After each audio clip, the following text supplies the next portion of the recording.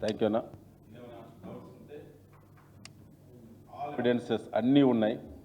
So FCI వాళ్ళు మన CCI వాళ్ళు ప్రకటించిన రైతుల సంఖ్య ఉంది. సిసిఐ వాళ్ళు ప్రకటించిన ఎంత కొనుగోలు చేసిన క్వాంటిటీ వివరాలు ఉన్నాయి. సిసిఐ వాళ్ళు చెల్లింపులు చేసిన ఆ 6,30,000 ఖాతాల వివరాలు ఉన్నాయి. సూటిగా ప్రశ్న ఏంటంటే 25 లక్షల మంది రైతులు ఇలా 49 లక్షల బేళ్ల ఉత్పత్తి జరిగిందని వ్యవసాయ శాఖ మార్కెటింగ్ శాఖ అధికారికంగా ఉత్తర్వులు జారీ చేస్తే 6,30,000 మంది రైతుల నుంచి మాత్రమే 80% ఉత్పత్తిని సిసిఐ ఎట్లా కొనుగోలు చేసింది అంటే రైతుల సంఖ్య 20%, ఉత్పత్తి 80%, సిసిఐ ఎట్లా కొనుగోలు ఎట్లా ప్రొక్యూర్మెంట్ చేసింది అనేదే ప్రధానమైనటువంటి దానికి ఉన్నటువంటి బేస్ అది.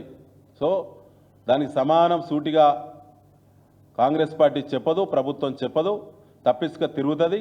ఇలా చెల్లింపులు అయితే జరిగినాయి.